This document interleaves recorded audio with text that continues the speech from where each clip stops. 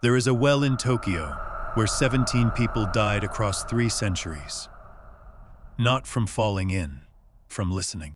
The story begins in the Edo period, in a mansion where 10 porcelain plates held more value than a human life. But this isn't just folklore. The woman who died there became Japan's most famous vengeful spirit. Her name was Okiku. And what happened to her reveals the darkest corners of feudal Japan.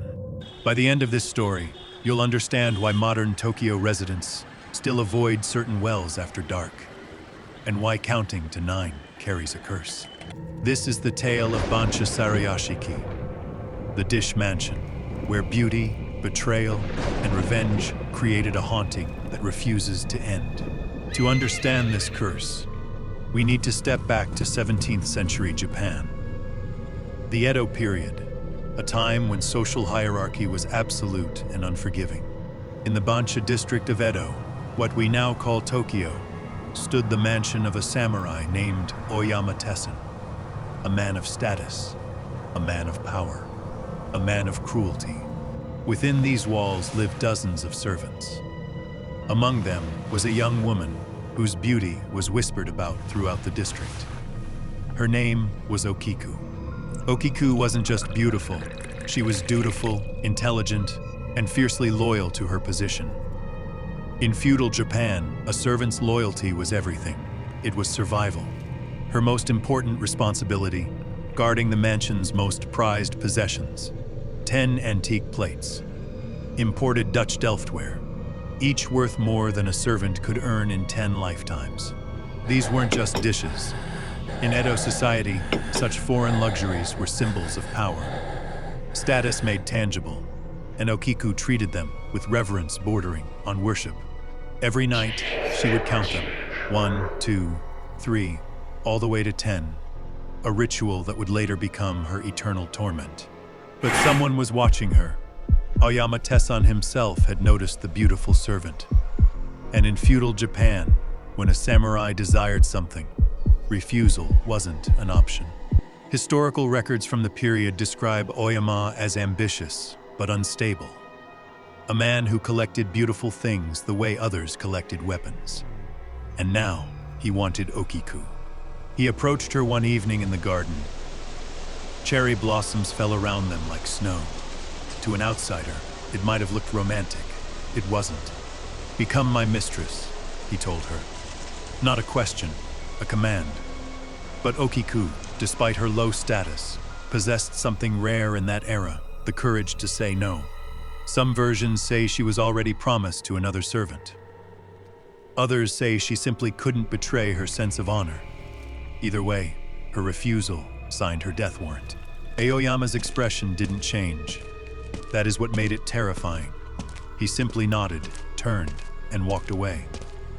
But anyone who knew him understood rejection demanded punishment. For days, nothing happened. Okiku continued her duties, counting the plates each night. 1, 2, 3, 10. Everything in order, everything perfect. But Aoyama was patient. Revenge, like poison, works best when the victim doesn't see it coming. And he had already crafted the perfect trap. One night, after Okiku had counted the plates and retired to her quarters, Oyama entered the storage room. His hands moved with practiced stealth. He took the 10th plate, not to break it, not to sell it, simply to hide it. And with that simple act, he condemned Okiku to a fate worse than death. The next evening, Okiku performed her ritual as always. But this time, when she reached the end of her count, her heart stopped. 1, 2, 3, 9. She counted again, then again, each time the same result. 9 plates. The 10th had vanished. In that moment, Okiku knew her life was over. In Edo, Japan, losing a master's valuable property wasn't just a dismissible offense. It was a crime punishable by torture and death. And everyone knew Oyama showed no mercy. Okiku searched desperately through the night, every corner, every shelf, every shadow. But the plate had been too well hidden. Dawn came with no answers, only dread. When she reported the loss to Aoyama, he listened with theatrical concern. A missing plate. How unfortunate. His voice dripped with false sympathy. Then came the trap's closing. However, he said, I might be persuaded to overlook this incident if you reconsider my earlier proposal. The choice wasn't really a choice. Become his mistress, betray her principles, live in shame, or refuse, and face execution. For most, survival would win. But Okiku was different. I cannot, she whispered. Even facing death, she wouldn't surrender her dignity. In that moment, she chose honor over life, a decision that would echo through centuries. Aoyama's false kindness evaporated instantly. His face twisted with rage. How dare a mere servant reject him twice? His hand moved to his sword. What happened next varies between accounts. Some say he beat her savagely. Others describe torture that lasted hours. But all versions agree on one thing: her suffering was immense.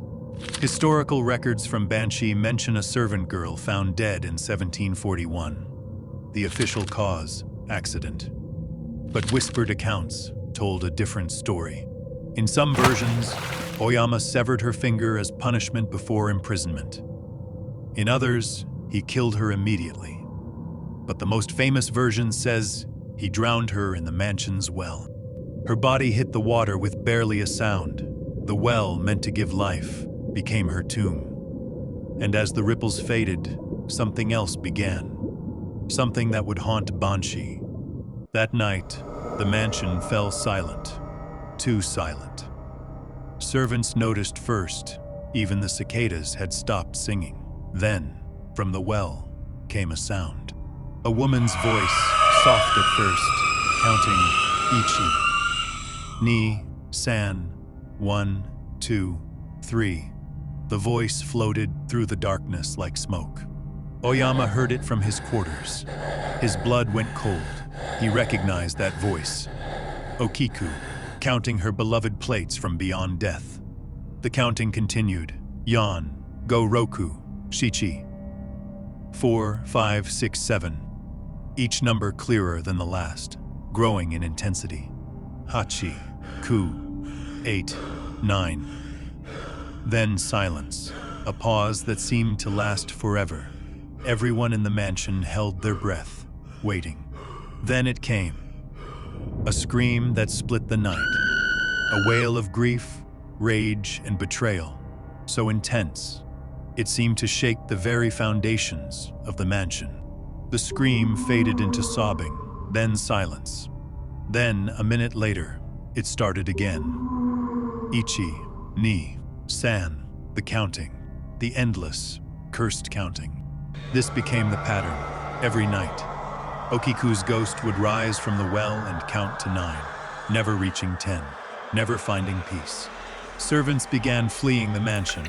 Some told of seeing her, a pale figure in white, her hair hanging wet and lifeless, her eyes searching, always searching.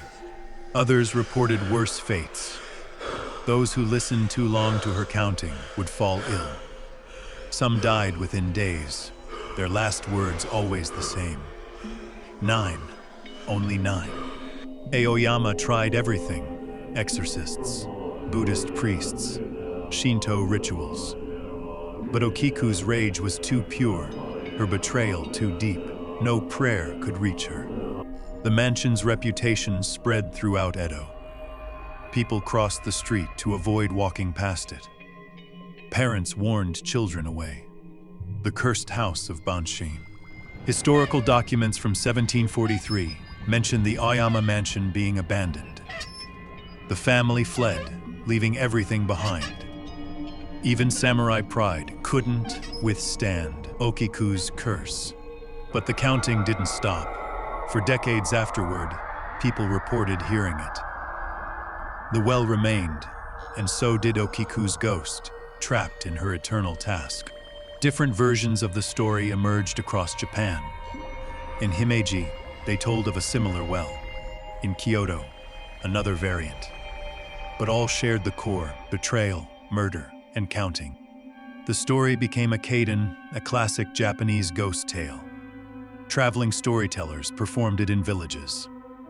Artists created woodblock prints. Okiku was becoming legend. In the late 1700s, a kabuki adaptation premiered in Edo. Banchō Sarayashiki became one of the most popular plays, running for months. The play added elements: romance, political intrigue, detailed torture. But audiences came for one scene: Okiku rising from the well, counting plates, screaming every single night. Then something strange happened. The more famous the story became, the more sightings of Okiku were reported. Not just in Banshi, across Japan. Wells in particular became associated with her spirit. Any well where a woman had died unjustly might become an Okiku. Well, the curse was replicating. Psychologists today call this cultural contagion. But to the people of Edo, Japan, it was proof. Okiku's rage had transcended her individual story. She became every wronged woman's voice. By the 1800s, the original Bancho well had become a pilgrimage site. People came to leave offerings, flowers' sake, apologies on behalf of all the oyamas of the world. Some claimed that leaving an offering would stop the counting for one night, giving Okiku peace, however brief. An exchange, remembrance for silence.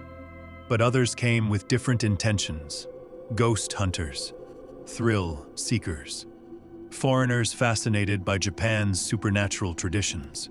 They wanted to hear her count. And sometimes Okiku obliged: ichi, ni, san, her voice rising from the depths. Those who heard it reported the same sensation: overwhelming sadness mixed with terror. One account from 1834 describes a scholar who tried to help her. When she counted to 9, he shouted, "John." 10, trying to complete her count, to free her. According to the story, the counting stopped. Silence fell. For a moment, everyone believed the curse was broken, that Okiku had finally found her 10th plate, had found peace. But then, the next night, the counting began again. Because the plate had never been the point. The betrayal, the murder, the injustice, these wounds don't heal with tricks. Folklorists note that this aspect of the story, the inability to trick a curse into ending, is what makes it truly Japanese. Karma doesn't negotiate. The Meiji Restoration brought modernization to Japan: electricity, railroads, skepticism. But still, the counting persisted. Okiku was immune to progress. In 1889, Lafcadio Hearn, a Greek-Irish writer living in Japan, documented the story for Western audiences. His version emphasized the romantic tragedy. The West discovered Okiku. His telling sparked international fascination with Japanese ghost stories. But Hearn noted something crucial. Unlike Western ghosts seeking rest, Okiku sought recognition of injustice. By the early 1900s, the original Bancho mansion had been demolished. Tokyo was expanding, modernizing, but the well remained. Some things couldn't be paved over. Reports from this era mention workers refusing to build near the well, construction delays, accidents. One worker claimed he heard counting while pouring concrete at 3 a.m. The 1923 Great Kanti earthquake devastated Tokyo. Over 100,000 people died. Buildings crumbled. But survivors reported something strange about Okiku's well. It remained undamaged, perfectly intact while everything around it crumbled. And that night, as Tokyo burned, people heard her counting through the smoke and screams. Some interpreted this as Okiku protecting her well. Others saw it as proof that her curse would outlast Japan itself. The counting would continue until justice was done. World War II brought more destruction to Tokyo. Firebombing reduced the city to ash. But again, those familiar with the location noted, Okiku's well survived. Post-war accounts describe American soldiers stationed in Tokyo hearing about the cursed well. Some visited, some laughed. But those who heard the counting stopped laughing. One G's letter home, preserved in archives, describes hearing a woman counting in Japanese. He didn't speak the language, but he counted the numbers. She stopped at 9. Modern Tokyo rose from the ashes. Skyscrapers, neon, bullet trains. A city hurtling toward the future. And somewhere beneath it all, Okiku kept counting. The well's current location is documented but not publicized. Local residents know. They don't advertise. Some traditions, some curses, are best left undisturbed. In 2008, a Japanese paranormal investigation team received permission to record at the site overnight. Their footage shows nothing but the audio. Ichi, ni, san. The investigators counted 13 instances of the voice cycling through to 9. 13 times she searched for the plate that was never really missing. 13 times, no peace. Their conclusion, published in a paranormal journal, the entity shows no signs of diminishing. Nearly 300 years later, Okiku remains, and she is still counting. But Okiku's story doesn't end with paranormal investigators. It extends into the everyday lives of modern Tokyo residents who've learned to coexist with her presence. A ramen shop owner near the well's location was interviewed in 2015. He closes early on certain nights, the nights when the counting is loudest. It is not fear, he explained. It is respect. She was wronged. The least we can do is give her space. This is the modern Japanese relationship with the supernatural: accommodation, not elimination. Online forums dedicated to Tokyo hauntings consistently rank Okiku's well as the most active supernatural site in the city. Users share experiences, warnings, respect. One post from 2019 reads, "Walked past at midnight. Heard counting. Didn't stop to listen. Don't be stupid. Don't test curses. Modern wisdom for ancient warnings." Schools in the Banchi area include the story in local history lessons. Children learn about Okiku, not as fiction, but as a cautionary tale about power, justice, and consequences. The lesson isn't ghosts are real. It is injustice has consequences. This transforms a horror story into moral education. Very Japanese, very effective. Tourist guidebooks for Tokyo rarely mention the well. But underground tours, the real Tokyo, the dark Tokyo, always include it, though they never visit at night. A tour guide who has been operating for 12 years shared something interesting. Western tourists want to hear the counting. Japanese tourists want to leave offerings.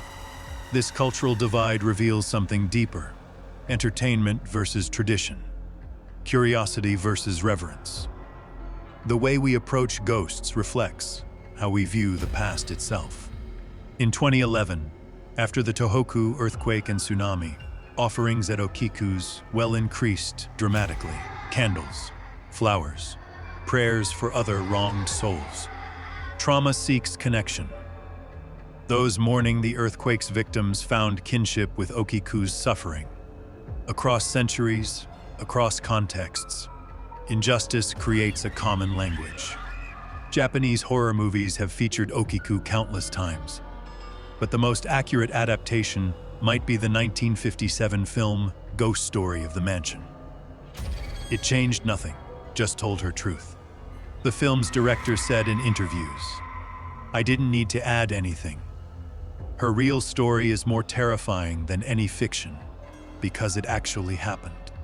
Contemporary Japanese horror from Ringu to Ju-on all carry Okiku's DNA.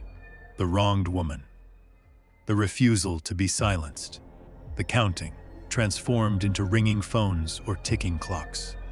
Horror scholar Ri Yoshimura notes, Okiku is the mother of all onryō. Every Japanese ghost story about female vengeance is in some way her descendant. But what makes Okiku different from her fictional descendants? Those ghosts can be defeated, exorcised, appeased. Okiku. She is still there, still counting, still waiting. In 2020, during COVID lockdowns, something strange was reported. With Tokyo silent and empty, the counting became audible from greater distances. Fewer sounds to compete with. Night shift essential workers reported hearing it while making deliveries. Counting echoing off silent buildings. Okiku, taking advantage of a quieter world to make herself heard. One delivery driver's dash cam allegedly captured audio of the counting. The video went viral on Japanese social media. Millions of views.